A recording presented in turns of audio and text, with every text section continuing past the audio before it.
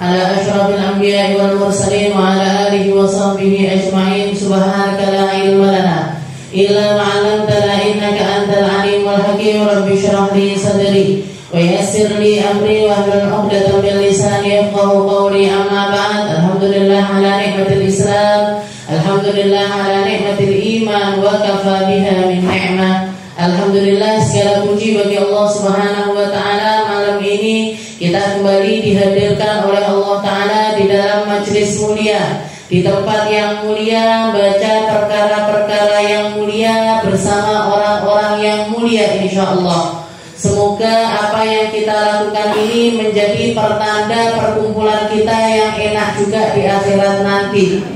Di malam yang mulia ini, di hari-hari di mana orang-orang yang melaksanakan ibadah di tanah suci menjadi tamu-tamunya Allah Subhanahu wa Ta'ala, mereka telah disibukkan dengan manasikul hajj. Mereka sudah bersiap-siap untuk melakukan satu amaliyah ibadah yang menjadi kewajiban serta penyempurnaan dari keislaman seseorang, yang menjadi perkara-perkara yang akan membuat mereka ini menjadi hamba-hamba yang semakin mulia di sisi Allah Subhanahu wa Ta'ala. Dan semoga kita semuanya juga suatu saat jadi tamunya Allah, bisa berangkat ke tanah suci, bisa melaksanakan umrah, bisa melaksanakan haji, bisa melaksanakan perkara-perkara yang dimana semua hal-hal tersebut menunjukkan tentang kemuliaannya manusia-manusia terdahulu. Allah Subhanahu wa Ta'ala mewajibkan kepada kita haji. Semua orang yang beriman, semua orang muslim dapat khitab dari Allah Ta'ala untuk melakukan serta mengusahakan satu ibadah yang bukan cuma berat secara finansial, tapi juga berat secara fisik, serta berat di dalam keadaan hatinya. Yang satu-satunya tempat atau satu-satunya negara yang Allah Ta'ala wajibkan bagi kita untuk ngengen-ngengen berangkat ke sana, yaitu Mekah Al-Mukarramah, disempurnakan dengan ziarah kepada Nabi kita Nabi Muhammad Sallallahu Alaihi Wasallam. Ini ibadah yang sangat mulia, ini ibadah yang sangat berat. Makanya di situ Allah Ta'ala mengatakan wal hajju man istata'a ilaihi sabila. Berangkatlah haji bagi siapapun, bagi sesiapapun yang mampu, yang mampu untuk berangkat haji. Makanya haji ndak usah nunggu tua, haji ndak usah nunggu wis duwe omah, haji ndak usah nunggu punya pekerjaan yang layak, punya begini dan lain sebagainya. Di itu nomor sekian, berarti nggak apa-apa Ustazah nggak punya rumah berangkat haji, nggak apa-apa, nggak apa-apa Ustazah nggak punya istilahnya gaji yang besar berangkat haji, nggak apa-apa. Selama kita mampu, dan semua orang yang punya keinginan, insya Allah pasti akan dimampukan sama Allah Ta'ala. Orang yang punya keinginan yang kuat, punya tekad yang besar, insya Allah akan dimampukan sama Allah Subhanahu wa Ta'ala. Yang penting niat dari sekarang, Bu. Kalau sekarang ini orang-orang kalau jenengan mau berangkat tahun ini ya udah nggak mungkin. Hari Rabu ini Bandara Jeddah sudah ditutup. Orang-orang semuanya udah mau berangkat ke Arafah ataupun juga ke Mina, yang melaksanakan tarwiyah ke Mina dulu, yang langsung ke Arafah ya berangkat kepada Arafah. Tapi jenengan niati, ya Allah tahun depan insya Allah saya jadi tamunya Allah. Ya Allah tahun depan insya Allah saya haji. Piye carane mbur? Sakarape Gusti Allah. Allah Ta'ala kalau mau undang hambanya, kalau pengen narik hambanya, Allah Ta'ala akan memberinya jalan dari manapun yang dia tidak disangka-sangka. Saya pernah dengar ada kisah satu orang di Afrika, rumahnya di atas gunung sana. Rumahnya di atas gunung, ketemu ada, jadi nemukan di depan dia lagi duduk-duduk di teras rumahnya itu. Di hari-hari semacam ini, hari-hari musim haji, ngangen-ngangen, ya Allah, gini kalau orang yang punya duit enak mesti bisa berangkat haji dadak, bisa berangkat haji dengan biayanya. Saya ini orang gunung tapi pengen banget haji. Tahu-tahu di depan rumahnya itu kejatuhan drone. Jangan tahu drone. Nggih, kayak pesawat kecil zaman sekarang itu kalau jenengan lihat video-video yang dibikin view-nya dari atas itu bikinnya pakai drone, kayak pesawat tapi kecil, ada kameranya gitu. Nggih, ada kameranya. Nah, itu pesawatnya itu jatuh di depan rumahnya dia. Diambil sama dia, ya ini kayaknya kirimannya Allah Ta'ala untuk mengundang saya ke Mekah. Nggih. Jadi ngomong-ngomong sendiri di depan kamera dan itu kameranya ngerekam. Nggih, kameranya ngerekam. Akhirnya ternyata si drone ini punyanya seorang wartawan yang memang lagi ngeliput acara atau ngeliput berita lah di daerah tersebut. Kelihatan ada orang, jadi drone-nya itu diambil sama dia. Ini kayaknya pesawat kok kecil banget, ya Allah, pesawat ini apa iso nggawa aku mau Mekah, apa iso nggawa aku nang Madinah, ngomong sendiri kayak gitu. Nggih, disetel sama siapa? Sama wartawannya itu disetel, dimasukkan ke YouTube, viral. Nggih, viral. Sak dunia istilahnya viral sampai ke sampai presiden daerahnya dia ngelihat, menterinya ngelihat, sampai Raja Saudi juga melihat. Akhirnya diundang dia sak keluarga untuk berangkat haji. Nggih. Jadi sing biayai sinten, sing biayai Raja Mekah. Nggih. Rajanya Arab Saudi biayai dia sak keluarga. Jadi istilahnya kalau pakai hitungan akal nggak nyampe, Bu. Nggih. Kalau nggak pakai hitungan akal nggak nyampe.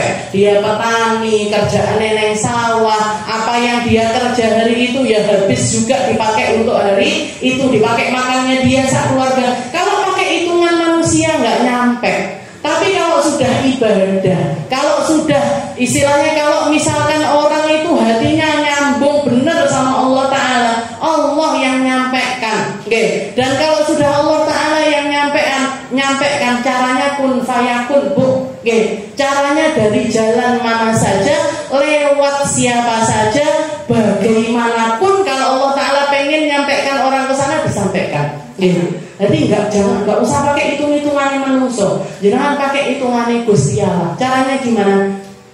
Wa may yattaqillah yaj'al lahu makhraja wa yarzuqhu min haitsu la yahtasib. Orang kalau bertakwa sama Allah Ta'ala, semua keadaan akan ada jalan keluarnya. Nggih. Jadi semua keadaan akan nemu jalan keluarnya, akan ketemu sama solusinya. Jangan pengen rumah, ketemu jalannya dapat rumah. Jangan pengen haji, ketemu jalannya untuk haji. Jangan pengen umroh, ketemu jalannya untuk umroh. Nggih, piye carane berangkat itu nggih, enggak usah dipikir piye carane, tapi yang penting jadi orang yang bertakwa sama Allah Ta'ala, takwa yang sesungguhnya, takwa yang sempurna dan selalu disempurnakan. Jauhi semua yang dilarang sama Allah Ta'ala. Fokus di dalam memperbaiki diri, fokus di dalam memperbaiki hati, fokus di dalam memperbaiki Islam dan iman. Nanti ketemu jalannya. Ya ja'allahu makhraja wa yarzuqhu min haitsu la yahtasib. Dan nanti Allah Ta'ala yang akan ngasih rezeki dari jalan-jalan yang dia tidak sangka. Orang ini, orang gunung ini, kalau misalkan ketika dia ngambil video drone itu nggak ngomong pengen ngaki, iso nggak yo nggawa aku neng Mekah, iso ndak yo nggawa aku neng Madinah, bisa ndak ya bawa aku untuk ibadah, berangkat haji dan lain sebagainya. Kalau cuma misalkan di pesawat opo kok cilik nggak akan viral kayak gitu. Jadi orang yang ada karena yang di pikirannya itu haji, umrah, pengen ziarah. Jadi ngomong itu nyambungnya sama Allah Ta'ala. Ngomong itu nyambungnya sama Rasulullah Shallallahu Alaihi Wasallam. Ini yang bikin dia istimewa, hatinya yang istimewa. Akhirnya sama Allah Ta'ala diistimewakan dengan caranya Allah. Bukan cuma dia yang berangkat, sak keluarga dibawa kabeh. Sekeluarga dibawa semua untuk berangkat melaksanakan ibadah haji. Mungkin kita tahun ini ya Allah, tahun ini ya Allah, tahun ini kalau enggak tahun depannya lagi. Pokoknya sebelum kita dicabut nyawanya sama Allah Ta'ala, mungkin dapat kesempatan untuk melaksanakan ibadah haji. Pertemuan kita yang lalu di dalam kitab Risalatul Mu'awanah kita bahas tentang bahayanya hasud, bahayanya enggan untuk menasehati orang lain karena adanya penyakit di dalam hati kita, yaitu hasud. Nggak senang melihat orang senang, nggak senang melihat orang lain senang. dan atau sedih melihat orang lain itu senang. Itu namanya hasud. Kenapa hasud ini menjadi satu penyakit yang membahayakan? Karena dia akan merusak segalanya. Karena akan merusak semua ibadah kita kalau misalkan yang kita turuti atau kita biarkan ada di dalam hati kita ini adalah penyakit hasud. Kenapa? Karena asal muasalnya atau punjerane akar masalahnya itu nggak ridho, dia ini berarti tidak ridho dengan apa yang ditentukan sama orang lain, yang ditentukan oleh Allah Ta'ala untuk orang lain. Seakan-akan lisanul hal, seakan-akan dia mengatakan kepada Allah Ta'ala, ya Allah, jenengan niki salah, ngasih orang itu kekayaan salah, ngasih orang itu ilmu salah, ngasih orang itu kemuliaan salah, ngasih orang ini begini Gusti Allah sing disalah nih. Yang disalahkan Allah Ta'ala ketika kita itu benci melihat orang lain itu dalam keadaan nikmat. Gak senang ketika melihat seseorang mendapatkan kenikmatan dan gak bisa gembira. Dan orang kalau sudah punya hasud di dalam hatinya, tidak akan menemukan kebahagiaan. Kenapa? Karena istilahnya senangnya dia itu diukur dengan kesusahannya orang lain. Padahal kalau orang lain susah, sunnahnya Nabi Muhammad atau ajarannya Nabi Muhammad, sedihlah kamu bersama orang sedih dan senanglah kamu bersama orang lain itu senang. Jangan lihat orang lain senang, tetangganya mantu misalkan ikut senang, atau orang tetangga kita ada yang meninggal dunia ikut sedih, itu sunnahnya Rasulullah SAW. Ajarannya Nabi itu seperti itu. Nah, ketika kita menyalahi hal tersebut, ketika kita melakukan yang sebaliknya dari hal tersebut, maka nggak akan ketemu senangnya hati itu, nggak akan ketemu. Ridhonya ke hati itu kita nggak akan pernah menemukan rasa tersebut. Jadi gimana? Dibalik. Istilahnya setiap hal yang kita lihat, yang kita dengar, yang kita rasakan, kembalikan itu semuanya kepada Allah Subhanahu wa Ta'ala. Orang itu ngomong kayak gitu, Allah Ta'ala yang ngasih dia ngomong. Orang itu dapat jatah sehat, ya dikasih sehat sama Allah Ta'ala. Allah Ta'ala yang ngasih. Ini dikasih kekayaan, Allah Ta'ala yang ngasih. Ini dikasih musibah seperti ini, kita dapat musibah dari Allah Ta'ala. Ini juga semuanya adalah dari Allah Ta'ala. Jadi artinya akhirnya ridho, hatinya akan mendapatkan keridhaan, hatinya akan mendapatkan keridhaan. Maka setelah itu Habib Abdullah bin Alawi al-Haddad melanjutkan di bab yang selanjutnya, wa alaika idza athna alaika ahadun bi karahiyati thana bi qalbik.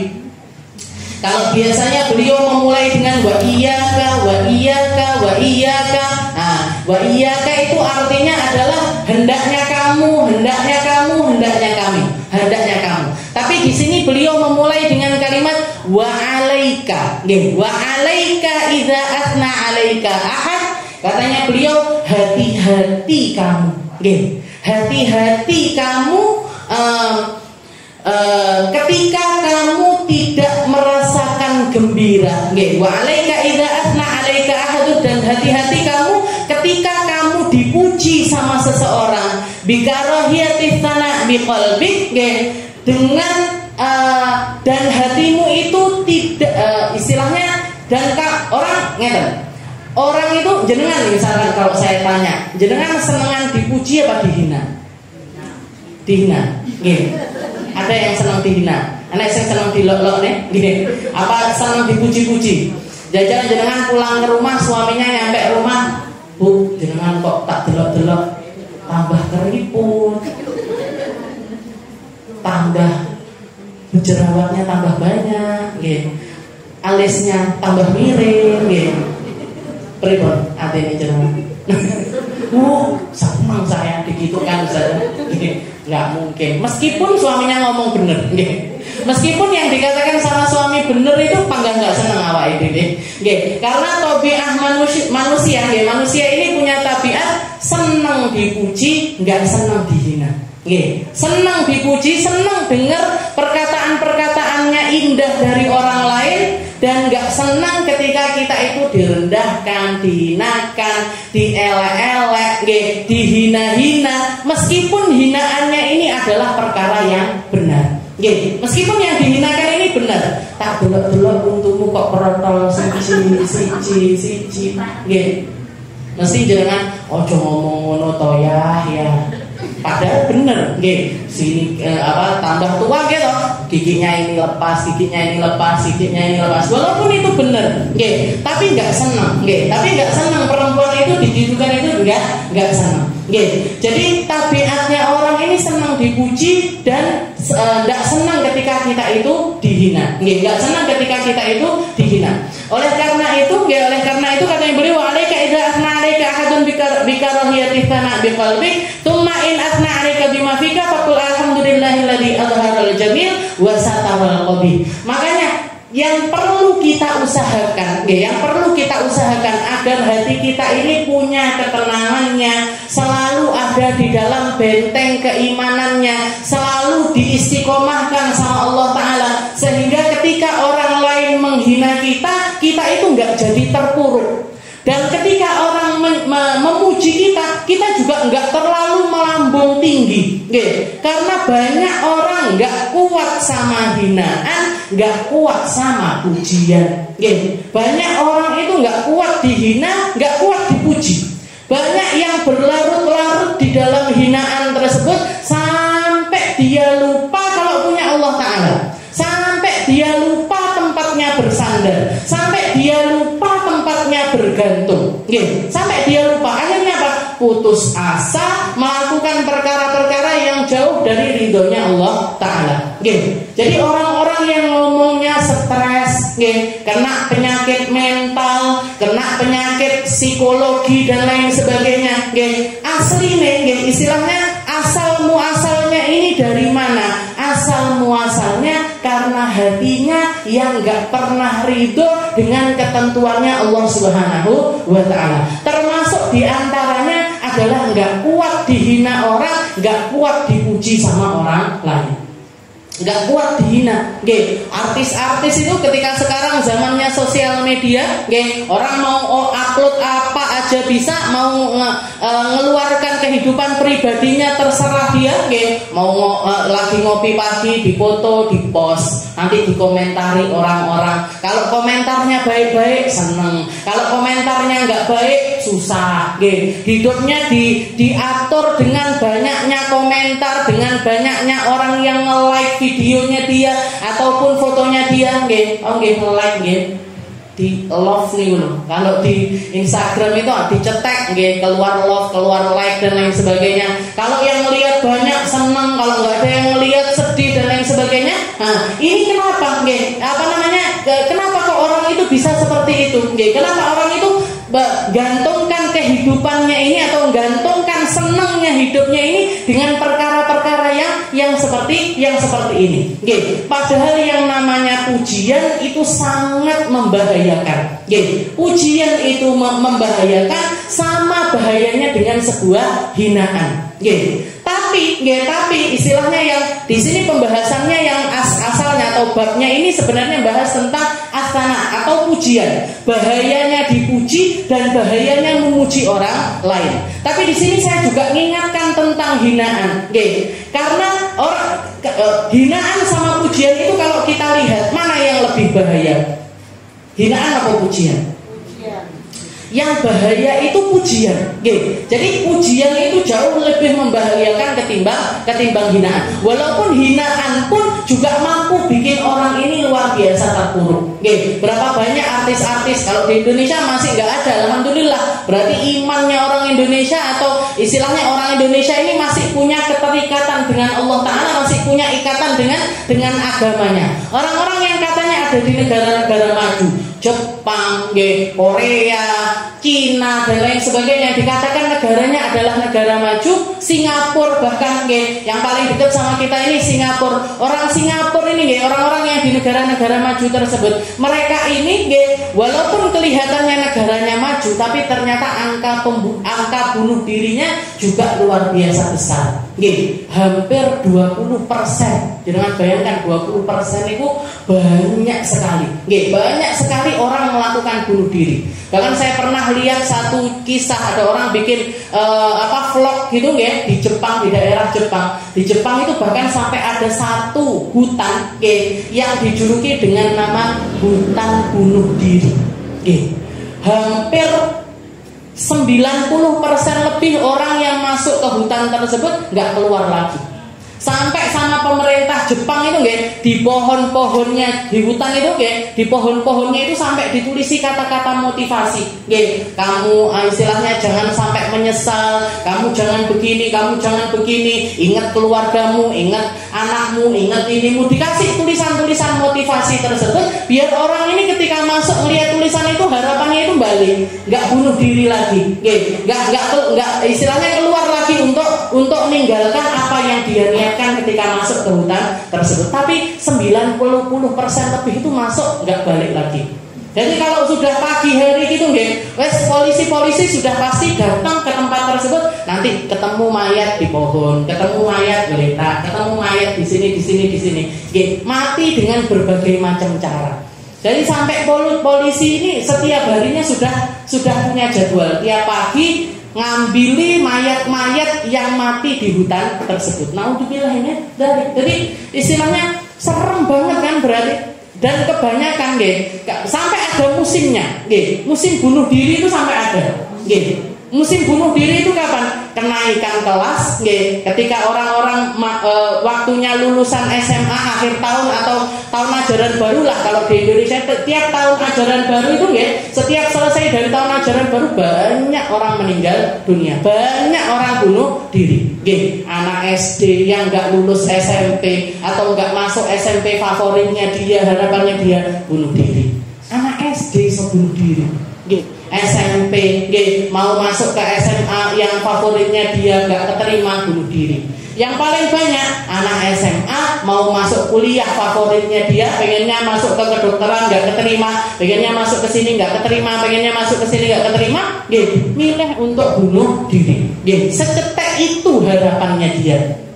Setipis itu kesabarannya dia di dalam menghadapi kehidupan ini. Nggih, jadi istilahnya hinaan itu sudah begitu bahaya. Dihina orang, direndahkan orang, dibully orang lain, nggak dapat dukungan dari keluarga, nggak dapat dukungan dari teman-teman, nggak dapat dukungan dari orang-orang yang ada di sekitarnya, itu sudah sangat membahayakan hidup seseorang. Tapi pujian itu jauh lebih membahayakan lagi.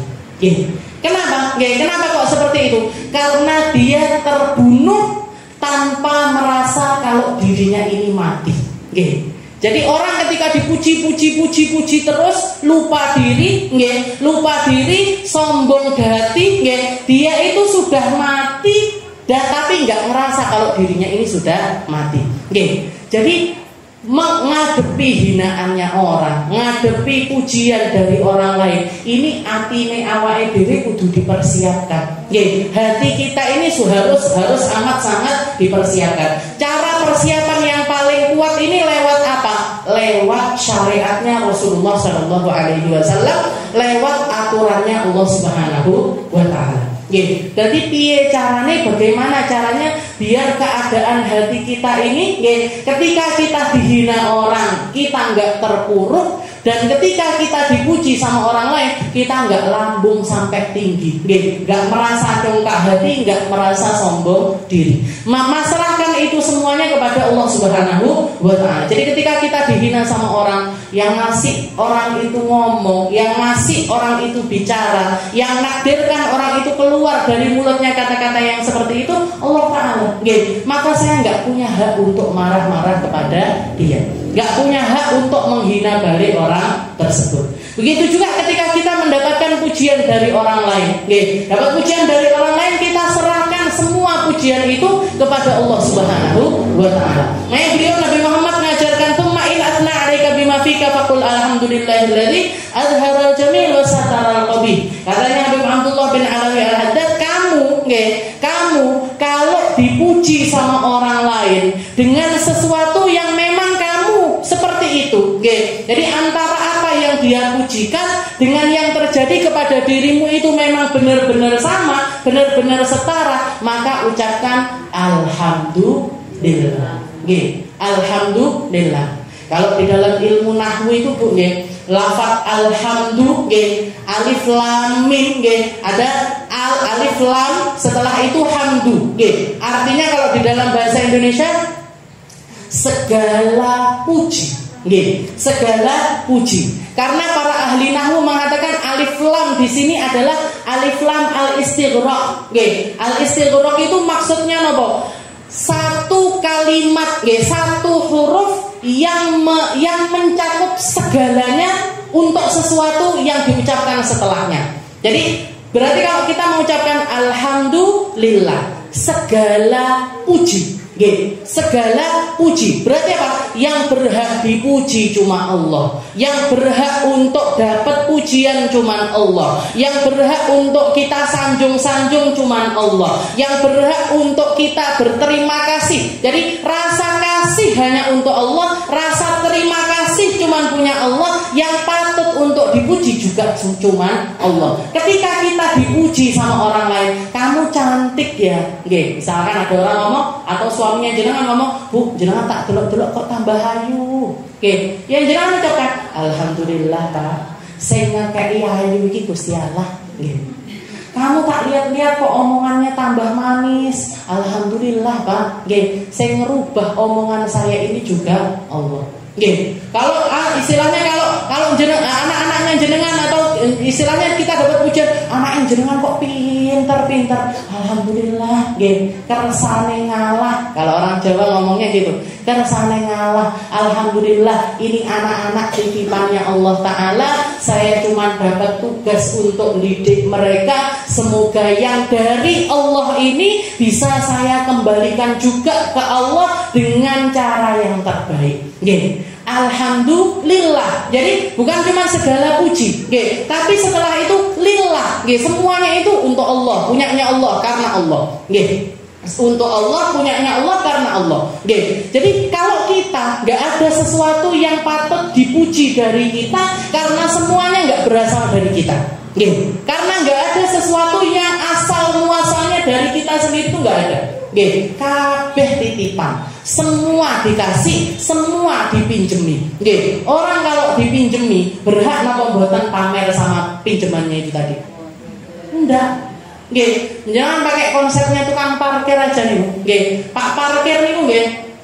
Enek mobil Alphard teko yo enggak seneng nggih. Nggih, yo enggak seneng nggih. Nanti mobil merek ini sampai tempat parkirnya penuh, dia yo enggak gembira. Yo enggak disambut, mobil apik sing teko mboten nggih.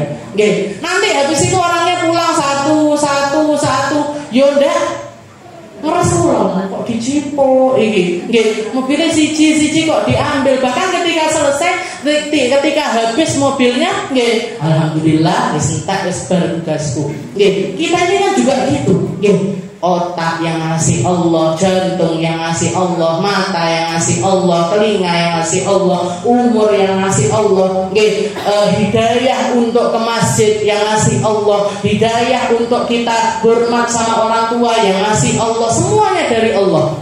Terus apa sih patut untuk dipamerkan dari kita? Tidak ada. Alhamdulillah.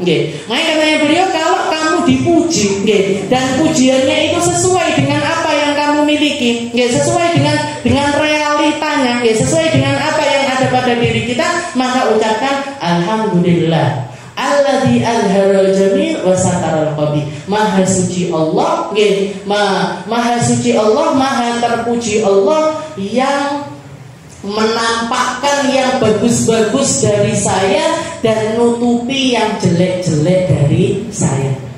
Karena kalau orang yang muji kita ini tahu semua yang ada pada diri kita, api nggak mungkin muji. Orang kalau tahu seperti apa kita sebenarnya, luarnya dan dalamnya, nggak akan ada orang pernah mau muji kita. Karena tahu elek, istilahnya jelek-jeleknya diri ini dia akan tahu. Makanya ketika kita mengucapkan alhamdulillah atas pujian orang tersebut, kita ucap alhamdulillahilladzi azharal jamil wa sataral qabih. Maha suci Allah yang nampakkan yang bagus-bagus dari saya, Yang jelek-jelek ditutupi sama Allah. Waktu saya ghibah ditutupi sama Allah. Waktu saya ngerasani orang ditutupi sama Allah. Lintasan hati saya yang jelek ditutupi sama Allah. Ketika saya maksiat di dalam kesendirian saya ditutupi sama Allah. Nggih, sing ditampakkan di hadapan orang ini cuman yang bagus-bagus saja. Nggih. Setelah itu beliau mengatakan wa in athna 'alaika bima laysa fi faqul kama qala ba'dus salaf. Nggih, karena beliau ini untuk pujian yang sesuai sama kita. Nggih. Setelah itu, nggih, kadang orang-orang muji ke kita itu nggih tentang sesuatu yang sebenarnya enggak ada pada kita. Kita dipuji, Bu, jenengan kok khusyuk banget, padahal dhewe ndak khusyuk. Nggih. Jenengan kok dikirane kok akeh banget ning dinti gawa tasbih. Nggih, padahal mek diuter-uter tok ndak maca apa-apa. Nggih. Itu kan kita banget gitu. Nanti tasbih digowo tapi ngomongnya orang dan lain sebagainya.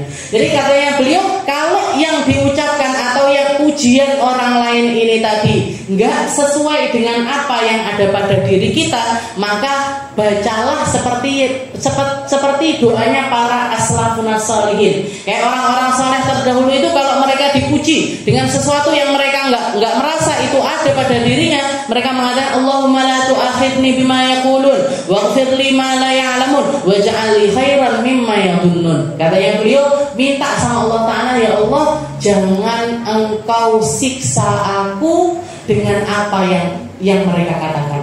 Nggih. Dia ngomongnya saya khusyuk padahal saya jauh dari khusyuk. Ampuni saya ya Allah. Jangan siksa saya atas persangkaan mereka yang semacam itu.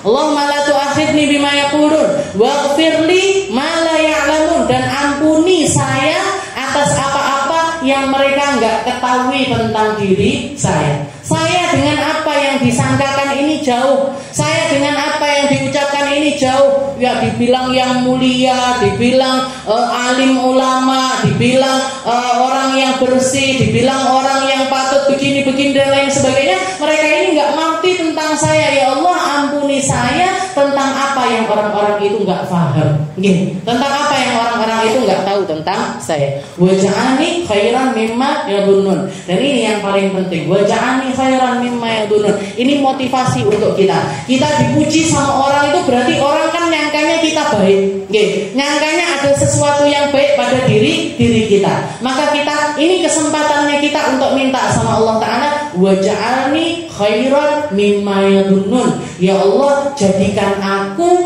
lebih baik dibanding apa yang mereka sangkakan. Kalau mereka ngira saya orang khusyuk, muga-muga benar-benar jadi orang yang khusyuk. Kalau mereka ngira saya orang alim, muga-muga benar-benar jadi orang alim. Kalau orang ini ngira saya ini orang solihah, perempuan yang solihah, yang berbakti sama suami, yang berbakti sama orang tua, semoga saya jadi orang yang seperti orang itu sangkakan. Ini saya pernah dengar doa ini, adalah doa salah satu ulama yang mengamalkannya adalah Imam Abu Hanifah. Imam Abu Hanifah itu pernah, beliau itu dipuji sama orang, dipuji sama orang, mengatakan kepada Imam Abu Hanifah, wahai Imam, jenengan ini memang benar-benar alim yang soleh. Jenengan ini memang benar-benar seorang bukan cuma seorang ulama, bukan cuma orang yang ahli ilmu, tapi juga orang yang ibadahnya luar biasa banyak. Saya dengar jenengan ini setiap malamnya itu sholat sepanjang malam. Saya ini dengar jenengan ini orang yang setiap malamnya itu sholat itu mulai dari isya sampai subuh, nggak pernah berhenti. Padahal dikala itu, waktu itu Imam Abu Hanifah, beliau itu sholatnya itu selalu setengah malam. Jadi kalau misalkan beliau mulai ibadah itu habis isya, nanti tengah malam istirahat menjelang subuh, nanti baru bangun lagi untuk sholat subuh. Kalau beliau tidur dulu habis isya, nanti tengah malam beliau bangun terus ibadah sampai subuh. Tapi orang ini ngiranya karena mungkin pernah ketemu beliau ibadah di awal malam sampai tengah malam, di hari yang lain ketemu lagi beliau sholat dari tengah malam sampai subuh. Jadi dikira beliau itu amalannya itu setiap malamnya itu ibadah, nggak mandek, nggak berhenti sama sekali. Maka beliau doanya yang dipakai ini doa ini, Allahumma la tu'akhidni bima yaqulun. Ya Allah, ampuni saya, jangan siksa saya atas apa yang orang itu katakan. Atas apa yang orang itu katakan, waghfir li ma la ya'lamun, dan ampuni yang sesuatu yang orang itu enggak mengerti, saya itu sholatnya nggak sepanjang malam, tapi cuma setengah malam. Ampuni saya atas persangkaannya orang tersebut. Setelah itu dijadikan motivasi. Jadi pujiannya orang ini tadi dijadikan motivasi sama Imam Abu Hanifah. Waja'alni khairan mimma yadunnun. Jadikan saya orang yang lebih baik dari persangkaannya orang tersebut. Dikatakan mulai dari hari itu, mulai malam itu, ketika beliau mendapatkan pujian yang semacam itu, beliau sholat sepanjang malam. Yang biasanya cuma setengah malam, beliau sholat sepanjang malam, mulai dari isya sampai subuh, tidak berhenti sama sekali. Jadi caranya orang-orang soleh di dalam mengelola doanya orang lain, persangkaannya orang lain, omongannya orang lain, ini yang diambil, ini yang diserap, ini selalu perkara-perkara yang membangun dirinya untuk menjadi hamba-hamba yang semakin diridhoi sama Allah Ta'ala. Lek awake dhewe paling ditungakne orang kayak gitu mek mlebu kuping kene metu kuping kene. Jureke jenengan ben 3 dina pisan tatam, amin tok, tapi ndak istilahnya yo ngajine yo mek ngoten-ngoten mawon. Kayak katanya jenengan setiap hari itu pikirannya sholawatnya 1000, kulhunya 1000, ininya tasbihnya 1000, amin tok, tapi nggak dijadikan motivasi, yo nggak dilakoni, yo nggak ditambahi. Jadi orang-orang, jadi ini caranya para orang-orang sholat. Padahal sholat setengah malam itu berat apa? Gampang. Abot banget, Bu. Kok setengah malam? Sanggup sholat malam 4 rakaat, 8 rakaat niku lho wis merasa paling sholihah. Aku dino itu kok sholihah banget. Kenapa? Tahajudku 8. Padahal mek 8. Rasulullah loh setiap malam itu minimal, istilahnya minimalnya beliau itu sholat tasbihnya, istilahnya sholat witirnya beliau itu selalu 11 rakaat. Lah dhewe separuhnya Rasulullah di sholat witirnya itu merasa paling sholihah. Hari ini aku sholihah sekali. Ngajiku akeh banget. Berapa? Sakjus. Sakjus ngerasanya suwakeh banget. Jangan bayangkan kalau bisa 3 hari sekali hatam, 7 hari sekali hatam. Kira-kira kayak apa keadaan hati kita? Sholihah tinggal terlalu. Jadi kalau para ulama itu selalu seperti mengembalikan. Kalau memang pujiannya ini sesuai dengan apa yang terjadi, dikembalikan ke Allah Ta'ala. Allah Ta'ala yang bikin saya kayak gitu. Allah Ta'ala yang patut untuk dipuji atas hal tersebut. Karena saya cuma dititipi sholat, dititipi baca Quran, dititipi sholat duha, dititipi tahajud, dititipi qobliyah ba'diyah, dititipi wirid dan lain sebagainya. Alhamdulillah, alhamdulillah. Wa qul bi hadza min fadli rabbi, atau pakai kalimat hadza min fadli rabbi.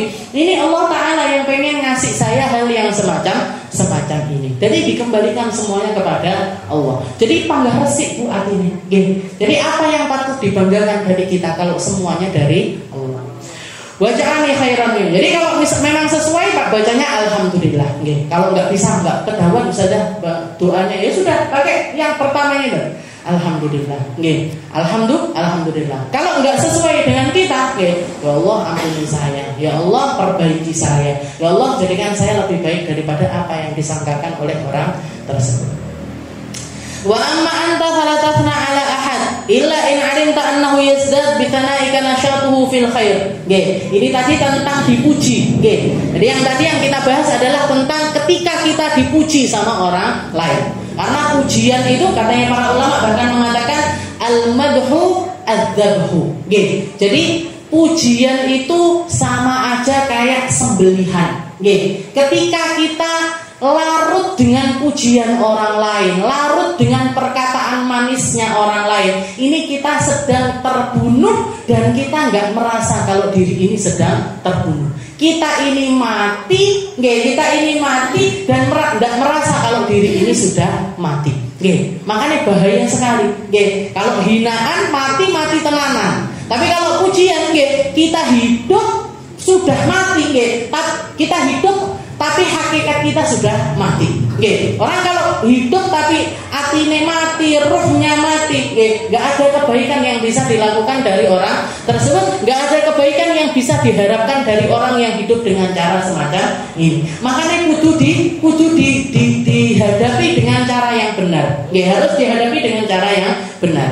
Nah, jadi itu tadi adalah tentang dipuji orang. Sekarang caranya kita muji. Nggih. Katanya beliau wa amma anta, dan kamu, katanya beliau hati-hati. Wa amma anta fala tatna ala ahad, jangan muji seseorang illa in alimta annahu yazdad binasyatika bitanaika nasyatuhu fil khair, kecuali kamu tahu kalau dengan pujianmu itu akan bikin dia semakin semangat di dalam melakukan kebaikan. Nggih. Jadi jenengan muji anaknya jenengan, nggih. Pinternya anaknya Umi, maamnya pakai tangan kanan. Nggih, senang napa mboten anak kecil begitu kan? Senang. Dan dia akan nginget-nginget, oh berarti makan pakai tangan kanan, makan pakai tangan kanan, makan pakai tangan kanan. Pinternya anak Umi mau tidur doa dulu. Nggih, pinternya anaknya Umi mau masuk kamar mandi baca doa. Nah, itu nanti jadi dari pujian itu dia akan semakin semangat di dalam melakukan kebaikan. Nggih, dan dia nanti juga akan nanya, efeknya nanti nanya, Mi, bener nggak aku kayak gini? Mi, bener nggak aku kayak gini? Bener nggak kalau begini? Bener nggak kalau ke masjid baca doa ini? Bener nggak kalau keluar rumah baca doa ini? Masuk rumah? Efeknya seperti itu. Nah, kalau kita tahu persis dengan pujiannya kita, dia akan lebih semangat di dalam kebaikannya, maka puji nggak apa-apa. Ya, dipuji nggak apa-apa. Tapi kalau misalkan enggak, ya kalau misalkan kita dengan pujian kita ini enggak bikin dia tambah semangat di dalam kebaikan, maka enggak usah ngumbar pujian kepada orang lain. Enggak usah ngumbar pujian kepada orang-orang yang tidak ada efek seperti itu. Jadi enggak ada motivasi untuk kebaikan bagi orang tersebut. Au kana fadlan la yu'ra fadlu fa asnaita alaihi litarif bi fadli. Atau jadi kalau mau muji itu kayaknya paling amannya ya sama orang-orang yang paling dekat sama kita, anak kita dipuji, jangan puji, cucunya jenengan puji, jangan puji biar mereka lebih semangat lagi di dalam melakukan kebaikan. Atau kita memuji orang lain, yang kebaikannya ini tidak diketahui oleh orang lain, kita memuji mereka dengan harapan orang-orang ini semakin kenal dengan kebaikan orang tersebut, sehingga istilahnya bisa lebih mengambil kebaikan dari orang tersebut. Contohnya kayak kemarin saya waktu safari dakwah sama teman-teman dari alumni Darul Zahra nih, awal pertama istilahnya saya di situ, saya di rehlah dakwah itu mulai hari Jumat, Sabtu, Ahad. Tugas saya cuma jadi MC, pembuka. Saya buatan ceramahnya saya kasihkan kepada teman-teman ini yang dari Malang, yang dari Lawang, yang dari Magetan, dari Temboro dan lain sebagainya. Tapi jenengan kan nggak kenal siapa beliau-beliau, gitu. Ustazah Salha kalau saya nggak menangkan ke jenengan nggak kenal. Ustazah Alwiyah kalau saya nggak ngasih tahu jenengan nggak kenal. Ustazah Kiki kalau jenengan nggak, istilahnya kalau saya nggak kenalkan nggak kenal orang-orang sini kepada kebaikan orang-orang ini tadi. Maka saya ngasih tahu dulu, kayak Ustazah Kiki misalkan saya kasih pembukaan. Ini beliau ini teman saya waktu di Hadromut, setelah itu juga beliau ini rumahnya di Temboro, di Temboro saya kasih cerita waktu itu, di Temboro itu saya nemukan waktu nunggu Ustazah Kiki keluar dari rumah, saya berdiri di depan rumahnya beliau, saya melihat ada motor lewat, perempuan-perempuan, dua-duanya cadaran, yang nyopir cadaran, yang belakang juga cadaran, yang belakang ini megang Quran, yang belakang ini megang Quran, kayaknya lagi semak-semakan Al-Quran. Jangan bayangkan di atas motor semak-semakan Al-Quran. Tumon jenengan di sini, tumon yang tulungan orang kayak gitu. Itu di Temboro keleweran. Di Temboro banyak sekali orang-orang yang semacam itu. Jadi kita ngambil berkah dari Ustazah Kiki ini yang kehidupannya dikelilingi sama orang-orang ahli Quran, ahli ilmu, ahli hadis, dan beliau ini ustadzahnya para ustadzah di sana. punya sanad sahih Muslim, punya sanad sahih Bukhari, hafal Al-Qur'an dari kecil, bukan cuma hafal Al-Qur'an, sak maknane, sak tafsire. Nggih, beliau ini belajar ilmu tajwid, nggih, belajar ilmu tajwid, bukan cuma kalau kita mentok maten Jazariyah, nggih. Jadi like anak pondok mesti kenal ini maten Jazariyah itu kayak ilmu tajwid ya ada di atasnya itu, tapi nggak banyak yang mempelajari lebih daripada itu. Ini beliau ini yang dipakai tajwidnya, belajar tajwidnya, namanya tajwid muntahal itqan.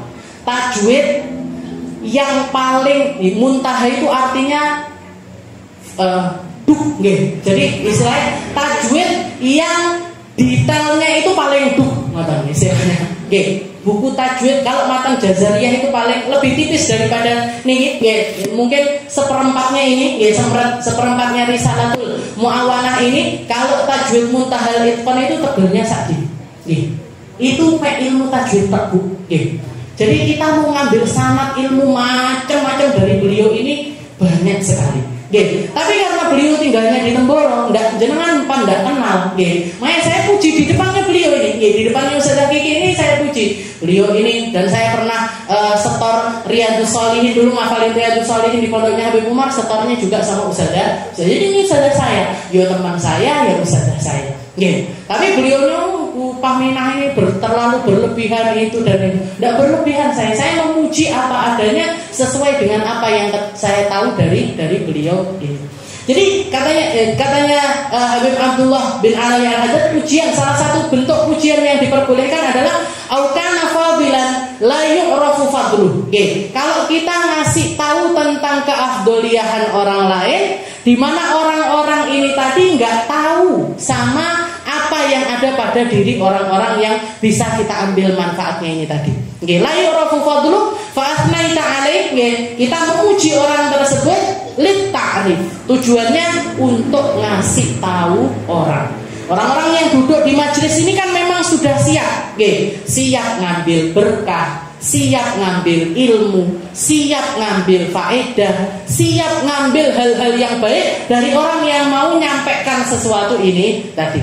Kalau misalkan Ustazah Kiki saya bawa ke pasar misalkan, ke pasarnya Karangrejo, ibu-ibu ini lama ini ahli tafsir, jadi wong bakul iwak, bakul jangan, bakul sayur, terus nyapo ngoten nggih to? Kenapa? Emangnya kenapa kalau dibawa ke sini kenapa? Saya muji di tempatnya, saya muji di waktu yang sesuai untuk hal tersebut, di majelis di depannya ibu-ibu yang memang sudah siap untuk ngambil sesuatu dari beliau. Lit ta'rif, tujuannya untuk ta'rif. Jadi biar jenengan tambah semangat, tambah termotivasi. Ini toh. Nah, kalau jenengan kenal dulu, saya kemarin waktu mengenalkan Ustazah Salha itu orang kayak gini. Jenengan kan tambah sego banyu iki berarti budal. Bawa air ini biar disuwuk sama beliau. Suwuknya manjur soalnya. Jadi seperti itu. Jadi dua hal itu tadi. Kalau jenengan mau muji, itu koridornya dua bentuknya dua macam. Untuk ngasih semangat, dan kita tahu persis kalau kita puji semangatnya mereka akan semakin membara. Yang kedua, untuk mengenalkan orang-orang yang di tempat tersebut nggak familiar, dikenalkan biar kemanfaatannya ini tadi lebih besar. Li ta'rif bi fadli. Dengan syarat lagi dua, itu pun dua bentuk itu tadi syaratnya dua, Bisyarti salamah minal kadhib fi jihati. Nah, jadi yang pertama adalah tidak boleh ada kebohongan. Jadi kalau kita muji memang sesuai dengan apa yang terjadi. Saya tidak akan mengatakan beliau Ustazah Kiki ini ahli tafsir, ahli Quran, ahli hadis dan lain sebagainya, kecuali saya sendiri tahu persis kalau beliau ini memang orang yang punya kapasitas di dalam hal tersebut. Jadi nggak ada kebohongan, nggak saya tambah-tambahi, nggak saya lebih-lebihkan. Memang yang ada pada dirinya ini memang sesuatu yang memang benar-benar ada, tanpa ada kebohongan sama sekali. Bisyarti salamah minal kadhib fi jihati wa minal ightirar min jihati man tathna alaih. Dan itu dari diri kita, nggak dari omongan pujian itu nggak boleh ada kebohongan. Dan dari orang yang kita puji tidak membuat orang ini tertipu dengan pujian tersebut. Tidak bikin orang ini tertipu dengan apa yang dipujikan atas orang tersebut. Jadi orang, kalau kita puji orang yang memang berkapasitas di dalam hal itu, memang orang yang relevan di dalam hal tersebut, punya ilmu agama, punya basic ketakwaan kepada Allah Ta'ala yang benar, maka silahkan puji orang tersebut, silahkan kasih niat, dan niatkan muji itu niatkan untuk memotivasi dia dan kita, untuk memotivasi orang tersebut dan juga untuk memotivasi kita untuk menirukan kebaikan-kebaikan dari orang tersebut. Jadi ini tadi, gimana caranya kita muji orang dan gimana caranya kita ketika dipuji sama orang lain, itu semuanya sudah diaturkan sama Rasulullah SAW. Kenapa kok seperti itu? Kembali lagi, biar kita tidak terjatuh karena hinaan dari orang lain dan tidak melambung tinggi ketika dipuji sama orang lain. Karena pujian ini seperti mata pisau, seperti pisau yang sedang nyembelih diri kita sendiri tanpa kita merasakan kalau diri ini tambah mati, tambah mati, tambah mati, tambah sekarat, tambah sekarat, tambah sekarat, tambah sakit, tambah sakit, tambah sakit, dikarenakan adanya pujian-pujian tersebut. Mungkin sama Allah Ta'ala kita dikasih hati yang luas, dikasih pikiran yang luas, dikasih keimanan yang luas, dikasih amaliyah yang banyak, yang tidak menipu kita, yang tidak membuat kita ini merasa bangga dengan hal tersebut, yang tidak membuat kita ini menjadi hamba-hamba yang kelihatannya dipuji sama orang tapi hina di mata Allah Subhanahu wa Ta'ala. Tidak membuat kita menjadi orang-orang yang merasa diri ini pantas mendapatkan pujian, padahal kita sangat tidak pantas dapat pujian tersebut, bahkan tidak ada nilainya di sisi Allah Subhanahu wa Ta'ala. Semoga kita semuanya jadi orang mulia di sisi Allah, jadi orang yang tinggi derajatnya di sisi Allah, jadi orang yang dekat sama Allah, jadi orang-orang yang mendapatkan sesuatu yang indah, dan sesuatu ini datangnya dari Allah, bukan datang dari manusia, bukan datang dari pujian orang, bukan datang dari lisan seseorang, tapi semuanya memang murni berasal dari Allah Subhanahu wa Ta'ala. Dan mugi-mugi kita, anak cucu kita, keluarga kita, orang-orang yang kita sayangi, semuanya selalu ada di dalam batasan-batasan indahnya Allah, batasan-batasan syariatnya Rasulullah SAW, sehingga kita dan mereka selalu dan selalu dikumpulkan di dalam perkumpulan yang baik, selalu dan selalu dikumpulkan di dalam hal-hal yang baik. Ala hadhihi niyah wa ala kulli niyatin salihah wa ila hadratin Nabi Muhammad sallallahu alaihi wasallam. Bismillahirrahmanirrahim.